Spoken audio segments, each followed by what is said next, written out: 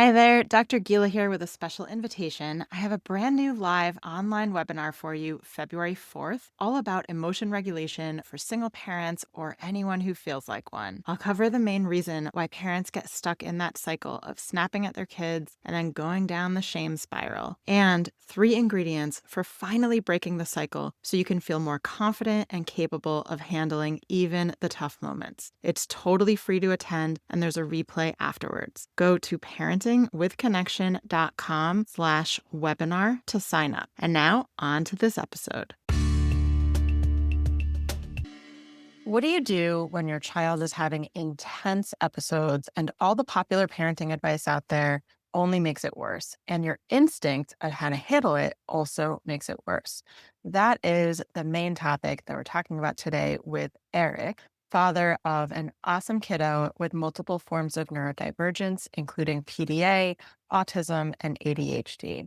I want to be clear, Eric is not a client of mine, so I can't take any credit for all the amazing insight and advice he offers in today's episode. He's a dad who I met recently through my son's school. And as soon as I heard his story, I just knew that I wanted to share it with you because he spoke really eloquently and insightfully about his own journey and what has helped and what didn't help. One of the major messages that really came through when I first heard his story, and then again in our conversation today, is how transformational it has been to work on his own emotion regulation skills, his own ability to respond in a productive, effective, and supportive way in the moment. And he makes the point of noting that it's actually not just in the moment, but maybe more importantly, that it's all the work that he's done outside those moments to help prepare himself, his nervous system, to learn the skills to be able to support his child in the really tough moments.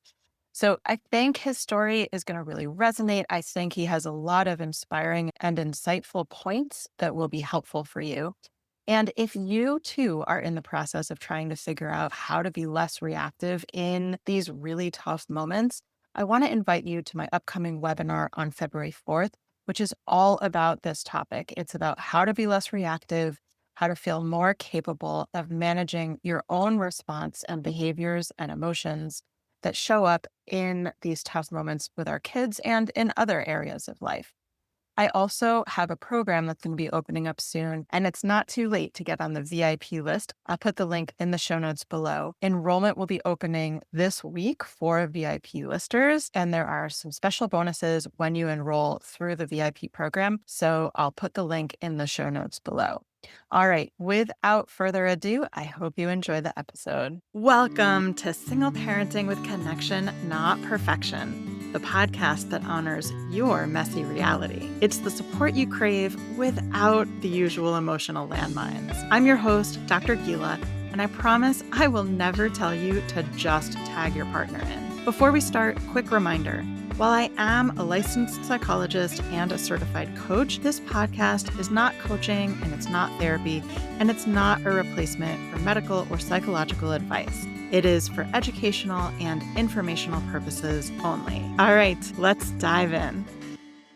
Welcome, Eric. It is so good to have you here. Thanks for joining. Thank you. I'd love for you to share first a little bit about your story, your parenting story, as it were, with the listeners. Sure. I have two children. The eldest, who is now 11, about to turn 11, was diagnosed with autism, PDA, and ADHD, and sensory processing disorder. A pretty common combination of things that it took us, or at least took me, a little time to kind of adjust to as far as the skills that are needed to really help out with that. We noticed that he presented slightly different from other children in very unique ways, right?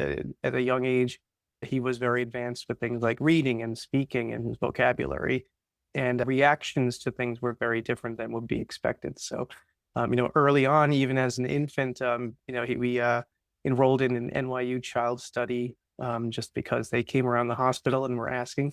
So he joined in on that, and we're kind of shocked at their observations of his ability to pick up on their tricks and understand the game they were trying to play, and then would knowingly try to deceive them and to do things that would seem as if that cognition, that social recognition was very much there, but it was in this lens of I'm not going to do what you want me to do. I'm going to do something different because that's what makes me in control of my environment and happy with that environment.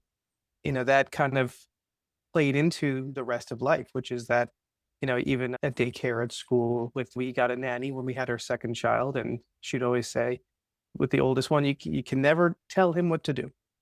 It's what he wants to do, and if he gets to do what he wants to do, he's going to be a happy kid.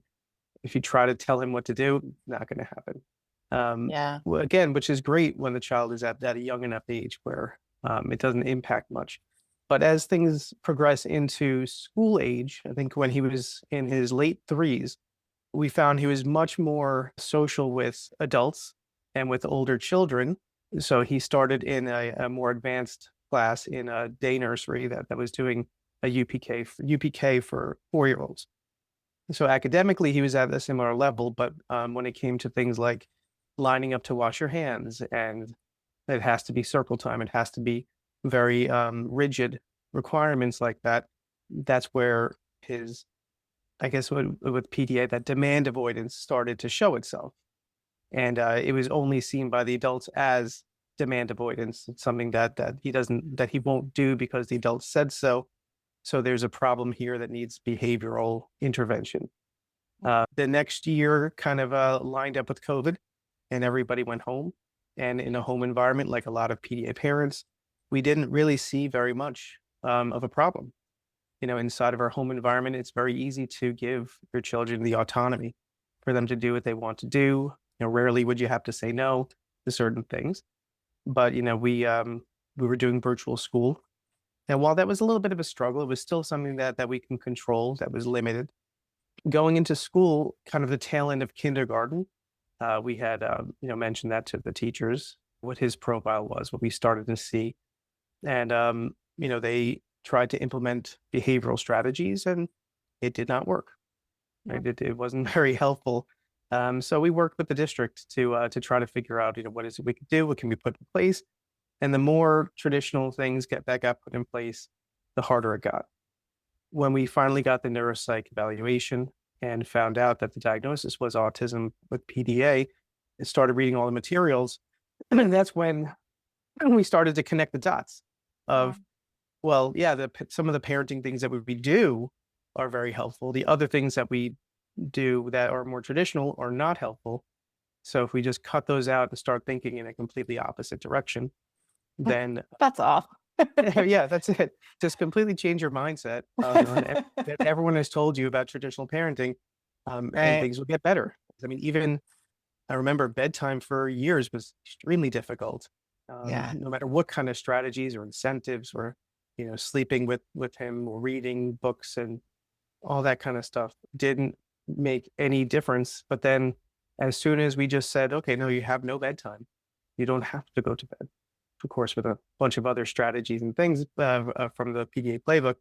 But once we did that, it changed. Bedtime Mm. was no longer a fight. I think like the first night he stayed up until 1 or 2 o'clock in the morning, and we just kind of knew going into it, okay, that might happen. And then the second night, it was like, oh yeah, is it bedtime yet?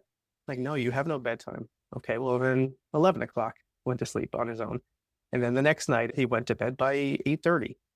Mm. And from Wow. that point on, it was just if there are areas that we could give him that autonomy, he would typically make a healthy decision for himself. And Mm. then that with other strategies of guiding him, and rather than being an authority as telling him what he has to do, being more of a almost like a live version of Wikipedia on life. It's like, you can look to me for some guidance on the things that you can do, but at the end of the day, you make the choice, you do the search. Yeah. So, those parenting skills were really tough to learn at first, and very Yeah. difficult for most parents to kind of try to implement. But, I think that we were pretty good at getting those things going. Yeah, and actually, I want to interject there. So, for anyone who's listening who's not familiar with PDA, I am going to be doing a whole episode focused on PDA. So, stay tuned. But it stands for either pathological demand avoidance or some people prefer persistent drive for autonomy. And the general idea is, as Eric is explaining, that there is a pretty sort of pronounced response to demands, to people telling you what to do or what not to do. And I think most kids have some degree of demand avoidance, but this is sort of a different degree of it and has some different qualities to it. And from the sounds of it, I'll also add, it sounds like he is also gifted, so he would be considered twice exceptional. And so I'll actually put a link in the show notes. I did an episode with Dr. Danica Maddox, and we talked a little bit more about twice exceptionality, which brings into play its own, strengths and challenges and things we need to think about.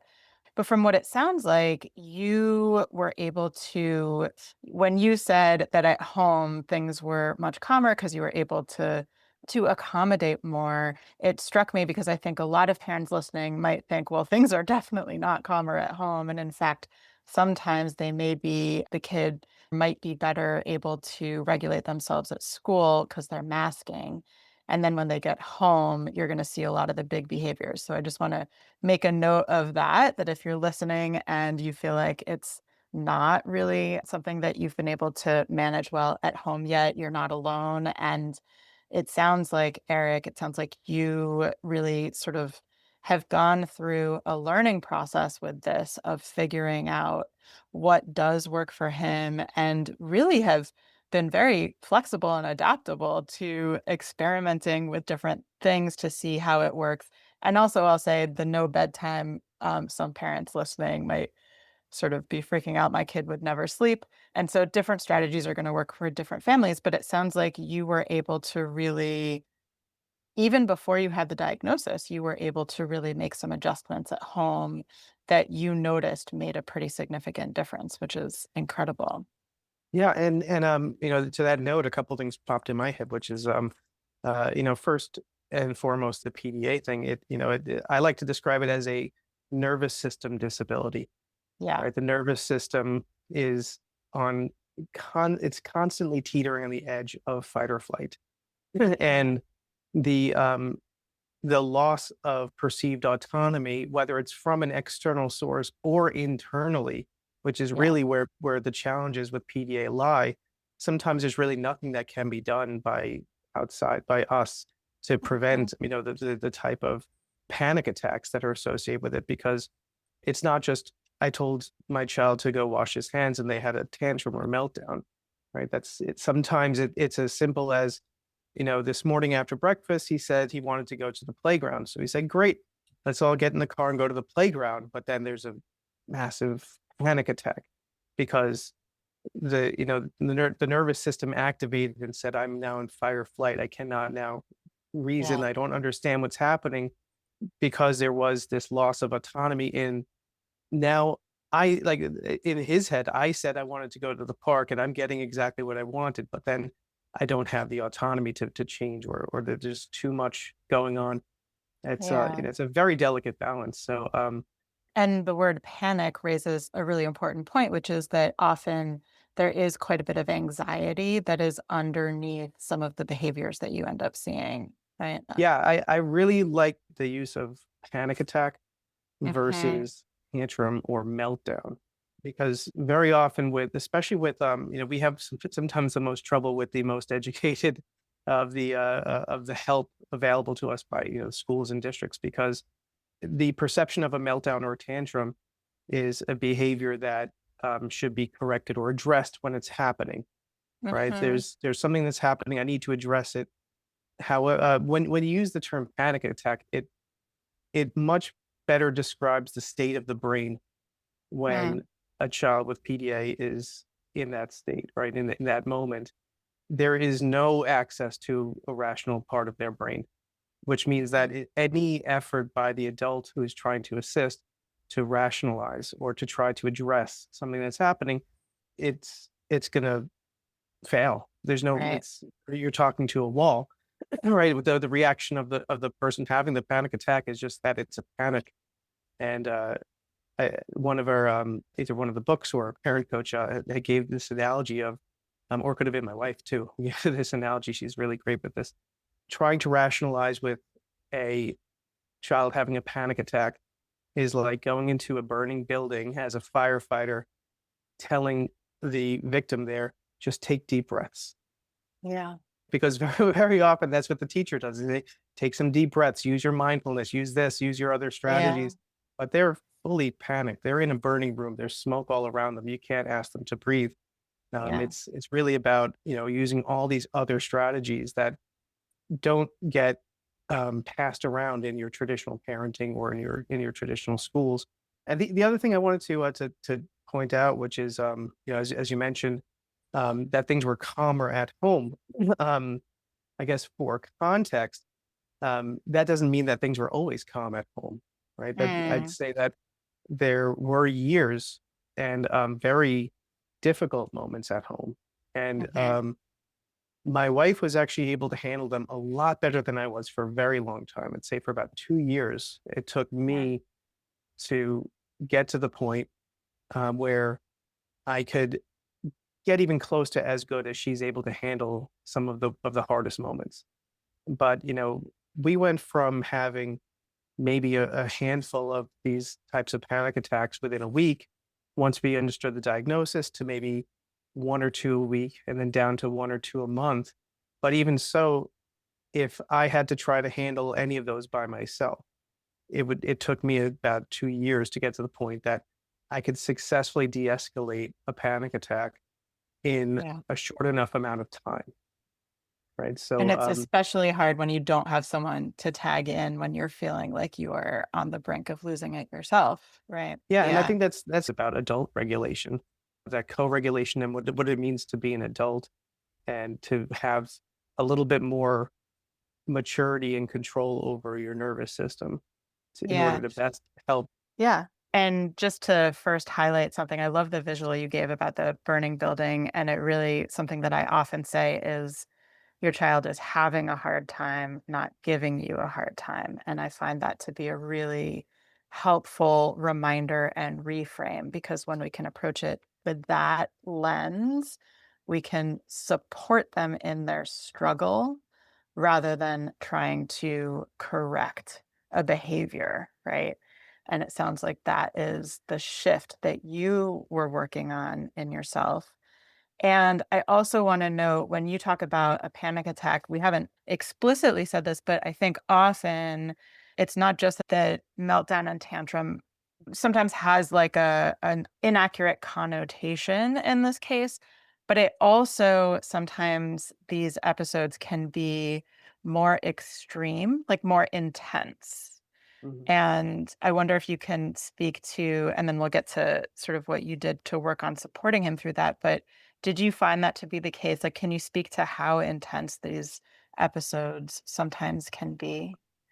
Yeah, no, absolutely. I think that there's two measurements of the meltdown of the panic attack. The first one is intensity, as you mentioned. The second is duration, Yeah. right? So And I say there's four. So LIFT is the acronym that I like to use. So L mhm, is the length, right? So that's how long it lasts.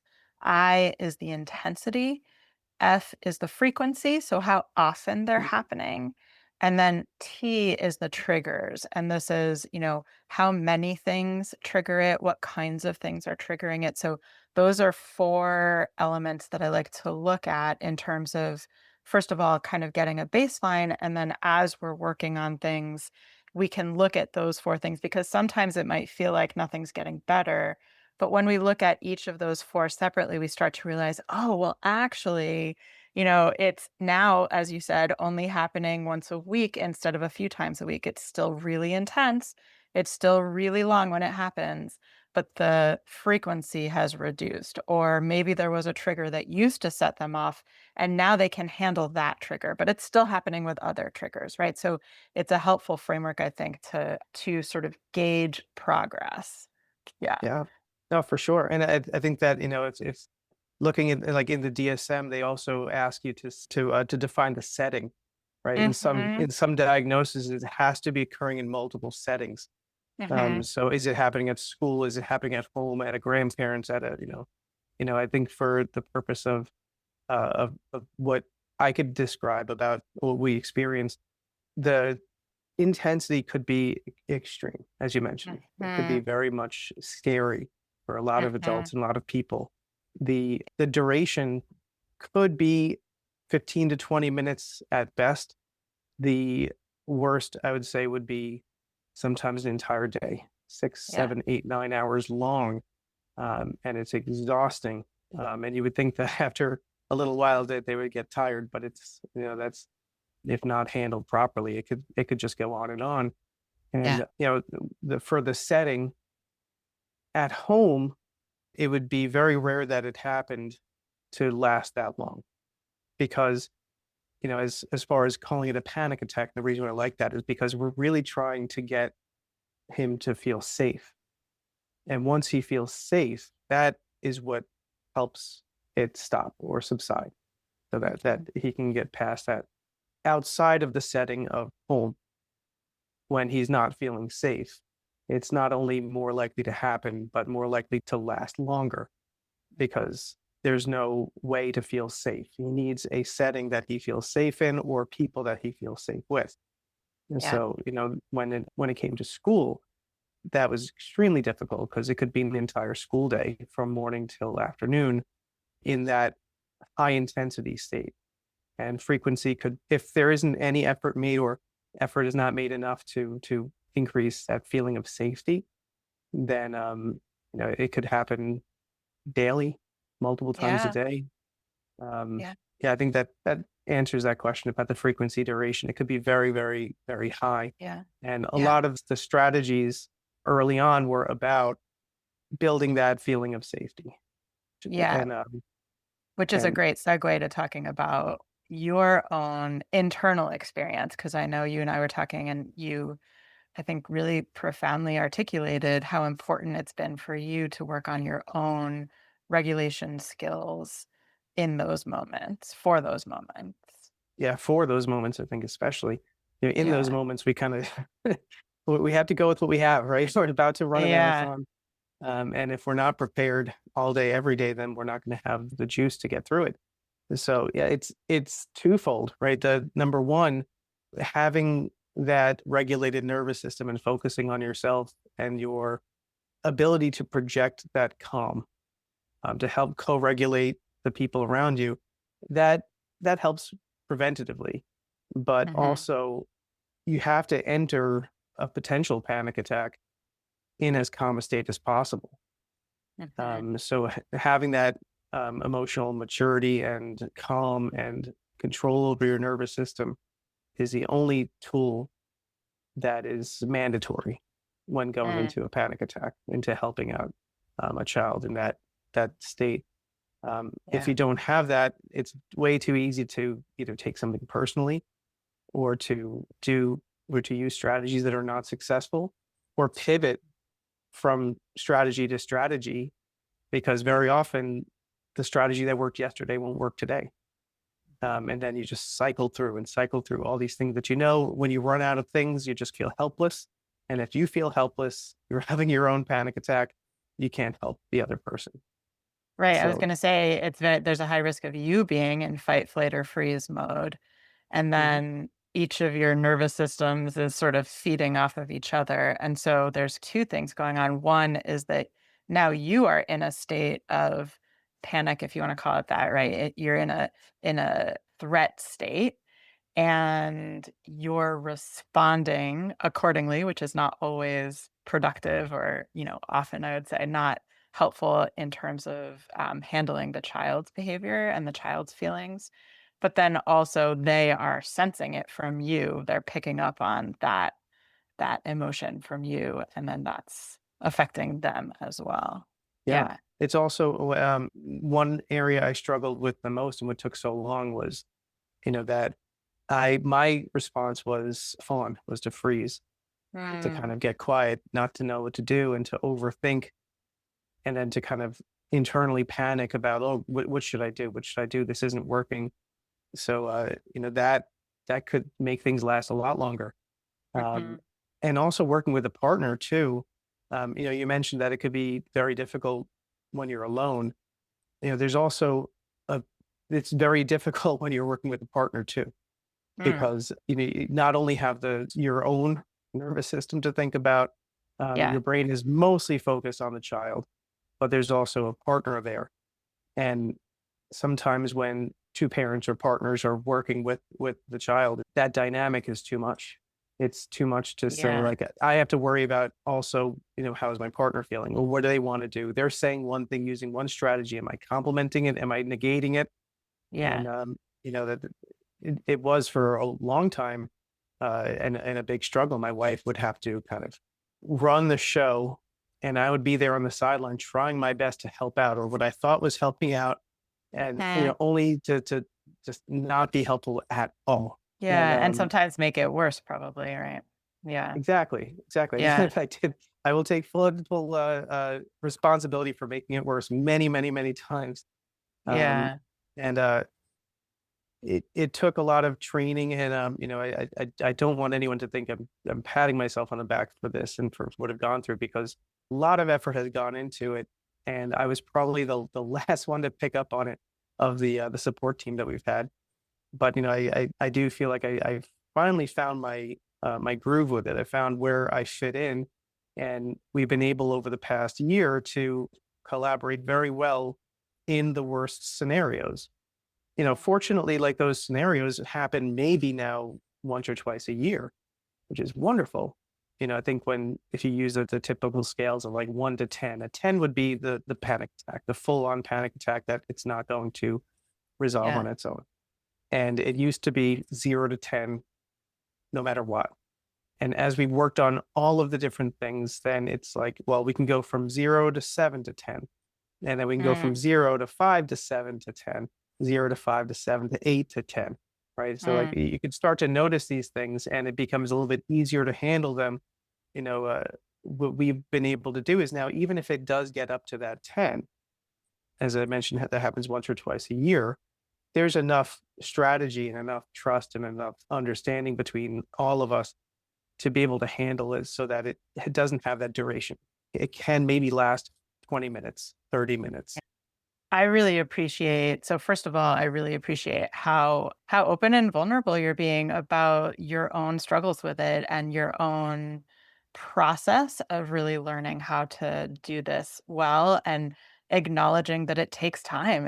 It often for some people it might even take more than 2 years, right? This is not easy stuff. And I also appreciate the point that you made that sometimes having another adult around is not like the magic cure that we might feel like it is as single parents. That in a way, there are some blessings, maybe, or some positives of being able to handle it on your terms and without outside variables kind of complicating things and making things harder. But that doesn't mean that it's easy by any means, and it just means that the work that you're describing becomes even more important because if you're the only nervous system around that your child has to lean on in these really tough moments, then it's even more important to work on that. Yes. Clearly, you've done a lot of work on this and have some really beautiful insights. Is there anything that stands out to you that has been a helpful tool or like lens shift for you that has brought you from that place of being maybe not as effectively supportive to being able to stay more regulated and support the other people in the room? There isn't one thing, and there isn't one lens shift with it. It seems like Mhm. it's just been a college education's worth of moments moving towards something that I'm still not at, right? Mm, That I don't know if I'll ever be at, right? I don't know if anyone could ever be at that perfect yeah. point, right? It's just kind of an understanding that, each step of the way, there's something that needs to be really deeply internalized and not forgotten. And the amount of time that it took for me to catch on was more my struggle with remembering everything, right? Remember, Mm, or being able to have that instant moment of introspection of like, oh, okay, yeah, no, I get it. This is what's happening, and this is what's actually going on, and this is what might help with it. And along the way, there've been some really great moments of like a lens shift. I like to give the example of when we first took a vacation that was completely anxiety free. Mm, Going into it, we were going to Legoland in Goshen, New York, and we booked, the room for the weekend, and it was like, this is a family vacation. We're investing in this. This is a big investment. Um, mhm, and the advice was, well, have an out right from the very beginning. That there's no pressure. Try to find a plan B that is just a complete out. And we mm, approached it that morning of, hey, we're getting in the car. We're going to Legoland. We're staying there for the weekend. But if at any time between here and there you want to leave, we leave. We go back home. If we're there and you don't like the hotel, we go home. If we're at the park and you don't like it, we can go home. We can leave. We mm, can go and do anything. There's no guilt. There's no responsibility. It's just, this is what we can do today. And it was a really wonderful trip, right? I mean, there was certainly a couple of difficult moments within the trip, but it was a very successful vacation as opposed to mm, previous ones where there is a bit of anxiety around, hey, we planned this. The whole family got together. We plan to go out to dinner. We have to make the reservation. We have to go. We have to sit and be quiet during dinner. We can't run around and like when you take out all of those things and say, you know, if you don't want to sit down at dinner, if you don't want to be here, we can just go. Everything just got easier from there. Right. mm. It was a similar moment to like to the bedtime story. It's right when bedtime is removed, you think that it's counterintuitive, right? Like Yeah. you should teach your child responsibility. You should teach your child this and that. For us, following the those strategies of having the out really worked, and it was very eye opening. So I Mm. think that may be a slight lens shift there that the entire world, entire life could be this way. Yeah, and I So think there's 2 pieces to that, right? Because it removes pressure from the child, but maybe even more importantly, it removes pressure from you, right? You don't feel this, like, intense pressure for things to go a certain way, and then that gets communicated to them. They don't feel the pressure from you. Yeah, mm, yeah. yeah, because they're going to know. They're definitely going to Yeah, know if there's something that yeah. you really, really want, and that's a struggle sometimes of like when you just really want something, but with enough time and enough trust and with enough repetitions on having that out, it it sinks in, and Mhm. we start to notice that when given the out, they choose to be in. I think another good quote that my wife gave me is he can't feel safe saying yes until he could feel safe saying no. I love that. I love that. Yeah. I think that your story is so inspiring, and I think it's so relatable. And I really appreciate, again, how humbly and vulnerably and openly you shared about what I know personally and also as a coach is an incredibly challenging process. And like you said, always a work in progress. We are all, myself included, always still working on this. Thank you so much for sharing. Thank you. That's it for this episode. I am so glad you found your way here. And remember, even if you're on your own, you don't have to do it alone. You've got this.